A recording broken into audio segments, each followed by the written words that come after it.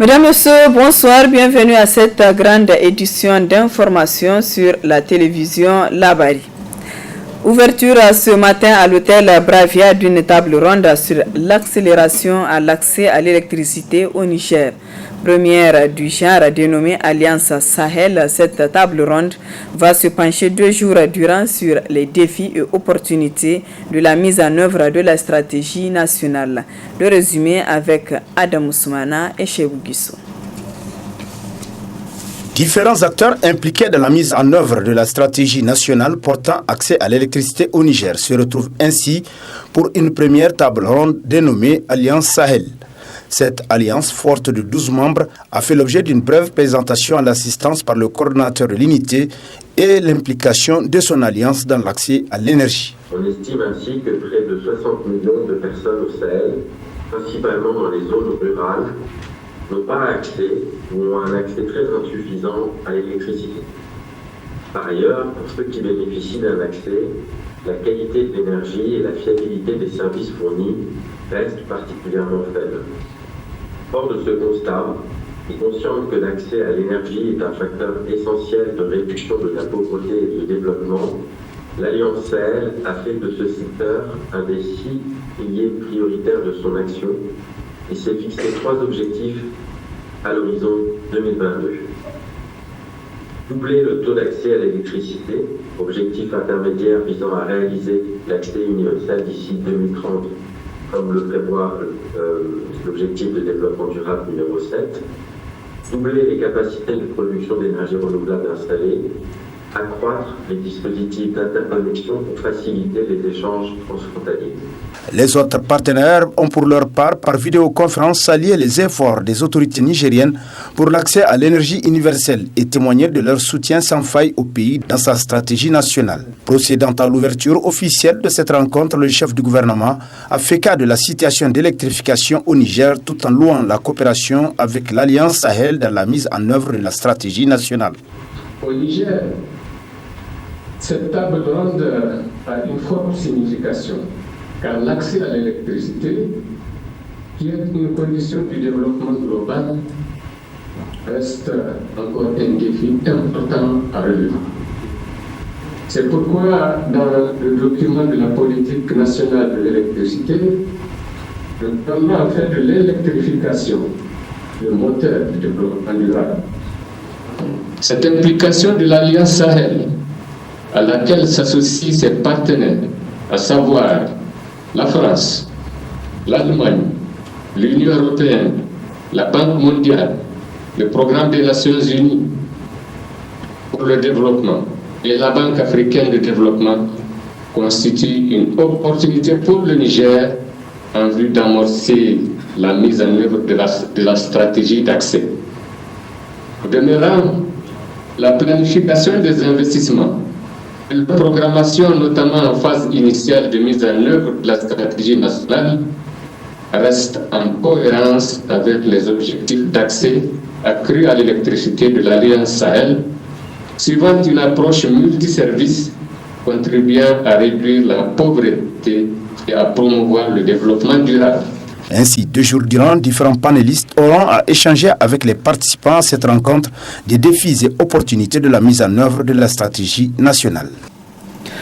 Le projet Chiga a initié ce matin une rencontre entre la Commission Finances et Budget de l'Assemblée nationale et les acteurs de la société civile pour discuter de l'accessibilité des citoyens en ce qui concerne les questions budgétaires.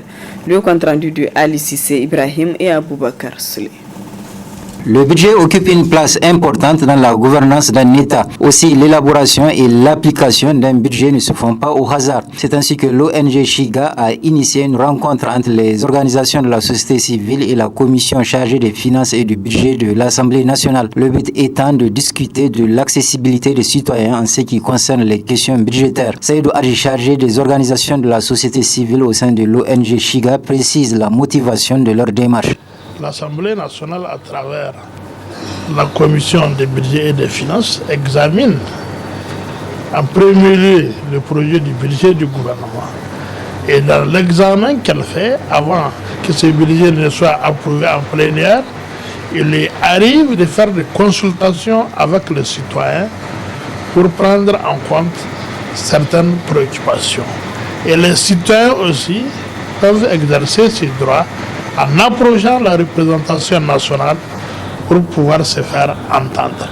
Donc cet exercice pour nous, il vise à instituer vraiment ou à encourager une pratique qui est cardinale en démocratie, à savoir l'ouverture, à savoir la transparence, à savoir la redevabilité.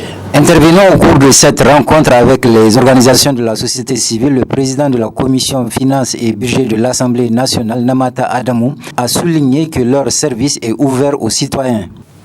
Autant on vient nous informer en tant que parlementaires, autant la société civile ou tout autre citoyen, de par la loi, peut être informé des orientations choisies par le gouvernement pour bâtir le budget.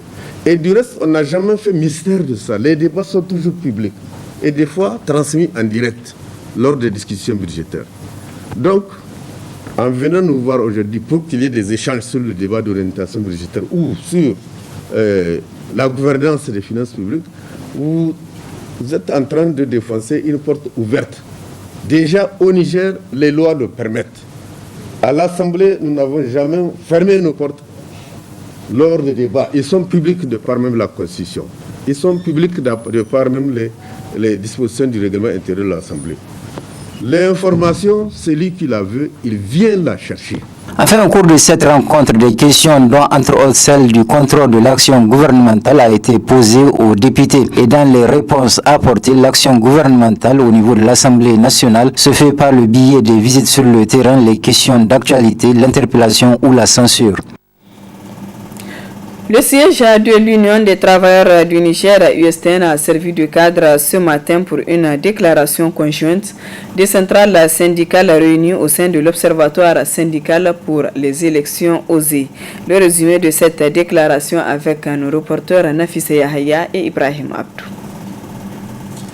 C'est pour apporter leur contribution citoyenne dans la réussite des futures échéances électorales que compte organiser le pays, que 4 centrales syndicales, à savoir la CGT, l'UDTN, l'USPT et l'USTN, décident de se réunir au sein du même cadre dénommé OC, Observatoire syndical pour les élections, dont l'objectif se résume à d'apporter notre contribution à l'organisation des élections locales, législatives et présidentielles libres, transparentes et crédibles, favorables à la paix et à la cohésion sociale. L'OSE est dirigé par un directoire composé des membres des différentes centrales syndicales conformément à ses statuts et règlements intérieurs.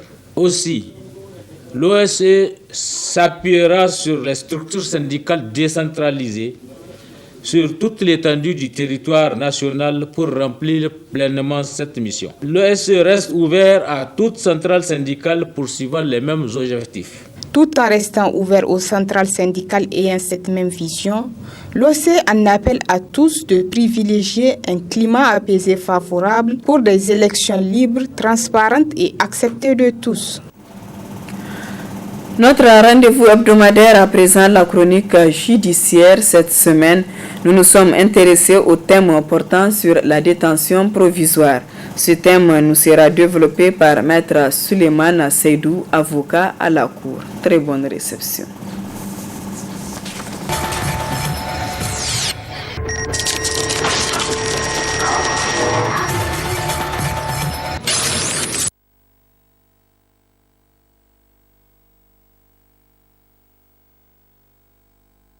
La détention provisoire est une question d'actualité que les uns et les autres souvent à tort ne maîtrisent pas et ils essaient de faire des reproches à la justice, peut-être à tort ou à raison. Alors la détention provisoire, il faut dire, c'est une mesure exceptionnelle qui consiste à placer une personne en détention avant son jugement. C'est-à-dire lorsque vous êtes poursuivi dans le cadre d'une procédure, le jugement peut prendre du temps à intervenir, soit parce que votre affaire nécessite qu'il y ait plus d'investigation, plus d'enquête, ou tout simplement parce que le dossier n'est pas en état d'être jugé, on peut décider de vous mettre en détention provisoire en attendant que votre dossier ne soit en état d'être jugé. Et donc la détention provisoire doit d'abord être distinguée de ce qu'on appelle la garde à vue. La garde à vue, c'est au niveau de l'enquête préliminaire, au niveau des unités d'enquête. Vous pouvez être gardé à vue 48 heures renouvelable une fois. Dans le cas d'autres infractions, ça peut aller au-delà de ça. Mais la détention provisoire, elle consiste à prendre un mandat et à vous déposer au niveau d'une prison civile, au niveau de la maison d'arrêt de Niamey, par exemple, en entendant que votre dossier, qui est peut-être soit en instruction ou dans le circuit du jugement, ne puisse être en état avant que vous ne puissiez être jugé. C'est vrai, comme on a l'habitude de le dire, c'est la liberté qui doit être la règle et la détention l'exception. Mais la loi, le code de procédure pénale, en ses articles 131, a prévu des situations dans lesquelles on peut mettre une personne en détention provisoire. Et ces situations sont au nombre de 3 ou 4 que l'article 131 du code de procédure pénale a prévu. La première des situations qui peut justifier la détention provisoire d'une personne, c'est lorsque la détention est l'unique moyen de conserver les preuves ou les indices matériels, ou c'est l'unique moyen d'empêcher que les prévenus ou l'inculpé fassent des pressions sur les témoins. Vous savez, dans le cas d'une procédure pénale, par exemple, lorsque vous êtes inculpé, si on décide par exemple de vous mettre en liberté et que cette mise en liberté va vous permettre d'aller peut-être au niveau du lieu de commission de l'infraction pour pouvoir dissimuler les éléments de preuve qu'on pouvait obtenir contre toi, la loi dit dans ces situations on peut vous garder en détention provisoire. Ou lorsque, si on vous laisse partir, vous allez faire pression sur les témoins. Vous pouvez, dans le cas d'une infraction que vous commettez, même si vous êtes présumé innocent, il faudrait que ça soit entendu comme tel, même si vous êtes présumé innocent, vous pouvez aller faire pression sur des témoins pour dire voilà, il faut témoigner dans tel sens, il ne faut pas dire cela, il ne faut pas faire ceci. Et c'est pour éviter toutes ces situations que la loi dit bon, on peut, dans ces situations, lorsque le juge estime que vous pouvez en tout cas aller détruire les preuves si on vous laisse en liberté, ou si vous pouvez faire des pressions sur des témoins ou sur les victimes, ou s'il peut y avoir une concertation frauduleuse entre vous inculpés, on peut décider de vous mettre en détention provisoire. Et donc la détention, ça doit pouvoir résulter d'un mandat, soit de juge d'instruction sur le dossier en instruction, ou lorsqu'on vous met par exemple en flagrant délit, le procureur décerne mandat contre vous en attendant que vous ne soyez jugé. Donc la première situation qui peut justifier et fonder votre mise en détention, c'est celle-là que je viens d'évoquer. La deuxième situation, c'est lorsque la détention elle-même est l'unique moyen de vous protéger, vous en tant qu'inculpé ou en tant que prévenu. Vous pouvez être dans des situations où si on vous laisse en liberté, vous êtes même en danger. Au regard par exemple de l'infraction ou des faits qui sont supposés en tout cas être retenus contre vous, si on vous laisse, il se pourrait que les victimes ou les prétendues victimes peuvent venir se venger sur vous. Si vous avez par exemple causé la mort d'une tierce personne et qu'il y a une procédure judiciaire contre vous et qu'automatiquement on vous laisse, les parents ou les familles des victimes peuvent venir mener des actions de représailles contre vous. Et donc pour votre propre sécurité, pour vous protéger, les juges d'instruction ou les autres juridictions en charge du dossier peuvent décider de vous garder en détention provisoire.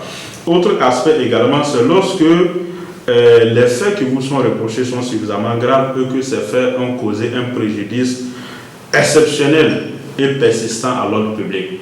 Lorsque les faits pour lesquels vous êtes poursuivis sont suffisamment graves et que la détention est l'unique moyen pour pouvoir mettre fin à cette situation, les juges sont obligés de vous garder. Mais ce qu'il faut aussi avoir à l'esprit, c'est que la détention provisoire ne doit pas dépasser un certain nombre de délais. Il ne faudrait pas qu'on prenne prétexte de la détention provisoire prévue par l'article 131 pour vous garder indéfiniment en prison, faites traîner votre dossier. Il faudrait que la détention n'excède pas des délais raisonnables qui ont été prévus par la loi. Notamment en matière correctionnelle, par exemple, lorsque la peine que vous encourez ne dépasse pas 3 ans, on ne peut pas vous garder en détention provisoire plus de 6 mois. Ce n'est pas possible. Si la peine que vous encourez ne dépasse pas 3 ans, la détention provisoire ne peut pas dépasser 6 mois. Si vous êtes en détention plus de 6 mois, on doit vous mettre en liberté lorsque la peine que la loi a prévue pour l'infraction ne dépasse pas 3 ans. Au cas où la peine dépasse 3 ans, toujours en matière correctionnelle, on peut vous garder 6 mois renouvelables une seule fois. Ça veut dire 1 an, 6 mois renouvelables une fois. Au-delà de ça, on ne peut plus vous garder. Et en matière criminelle, sont des infractions qui sont suffisamment graves.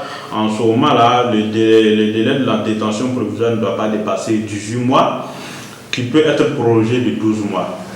Voici en ce qui concerne les délais en matière de détention provisoire, que ce soit en matière correctionnelle ou en matière criminelle. Mais c'est également important d'avoir à l'esprit qu'il y a un certain nombre d'infractions qui sont suffisamment graves où ces délais ne peuvent pas être pris en compte, notamment en matière de meurtre, en matière d'assassinat, en matière de parricide, en matière d'empoisonnement. Ils sont des infractions qui sont suffisamment graves. En matière de vol criminel, là, la détention provisoire n'a pas de limite en termes de durée. C'est l'aspect également important à avoir à l'esprit. Alors, lorsque on vous met en détention provisoire, ce que les gens doivent avoir à l'esprit, ça ne veut pas dire que vous êtes coupable. La détention provisoire ne veut pas dire que vous êtes coupable. C'est juste pour vous garder à la disposition de la justice pour les éléments que je viens de citer tout à l'heure. Peut-être qu'en phase de jugement, le juge va estimer qu'il n'y a pas suffisamment d'éléments contre vous, le juge peut vous libérer. Ou même le juge d'instruction qui a décerné un mandat de dépôt contre vous, il peut, dans le cadre des investigations, dans le cadre de l'instruction, estimer qu'il n'y a pas suffisamment de charges contre vous, il peut en tout cas classer votre dossier sans suite. Donc la détention provisoire, les gens ne doivent pas la concevoir uniquement dans le sens de dire que vous êtes coupable. Non, quand vous êtes en détention coupable, en détention provisoire, ça ne veut pas dire que vous êtes reconnu coupable, c'est juste une mesure exceptionnelle en attendant que votre affaire ne soit jugée par un juge de fond ou en attendant que l'instruction soit menée à bon port. Alors, ce qu'il faut aussi avoir à l'esprit, lorsque vous êtes en détention provisoire, vous pouvez demander à ce qu'on vous mette en liberté provisoire. Il y a la détention provisoire, il y a également la liberté provisoire. Si vous estimez que les raisons pour lesquelles on vous a gardé, puisque tout à l'heure j'ai évoqué l'article 131 qui énumère un certain nombre de cas, un certain nombre de conditions dans lesquelles on peut vous déposer en détention provisoire. Si ces conditions ne sont plus réunies, vous pouvez introduire une demande de mise en liberté provisoire. Ou lorsque vous constatez que votre dossier prend suffisamment de temps, à chaque fois vous venez, on renvoie, vous venez, on renvoie, vous venez, on renvoie, on dit que le dossier n'est pas en état, vous pouvez introduire une demande de mise en liberté provisoire. Et à tout moment, à tout stade de la procédure, vous pouvez introduire votre demande de mise en liberté provisoire, que ce soit devant le juge d'instruction qui est chargé d'instruire votre dossier, vous pouvez introduire une demande de mise en liberté. Que ce soit devant la juridiction de jugement, vous pouvez introduire votre demande de mise en liberté provisoire. Cette demande-là, le juge peut accéder à cela en vous mettant en liberté, ou il peut vous mettre en liberté en demandant un cautionnement, que vous déposez une caution pour pouvoir vous mettre en liberté. Mais l'un dans l'autre, même lorsqu'on vous met en liberté, ce que les gens doivent avoir à l'esprit, c'est que quand on met une personne en liberté provisoire, cela aussi ne veut pas dire que la personne est innocente. Parce que, je l'ai dit, quand on te met en détention provisoire, ça ne veut pas dire que tu es coupable. Et les citoyens doivent aussi avoir à l'esprit que lorsqu'il y a une procédure diligentée comme une personne et qu'on met la personne en liberté provisoire, ça ne veut pas dire que la personne est innocente.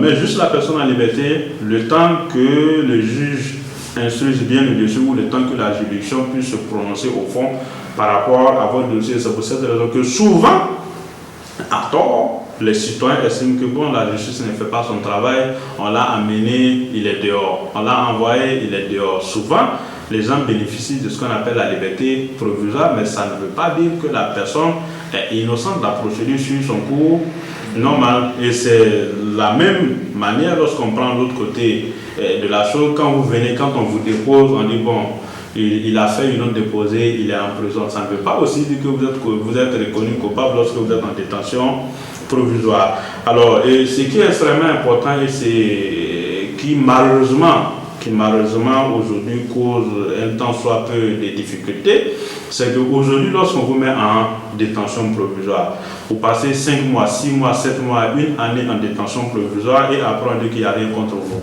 Vous n'avez rien fait. On vous libère.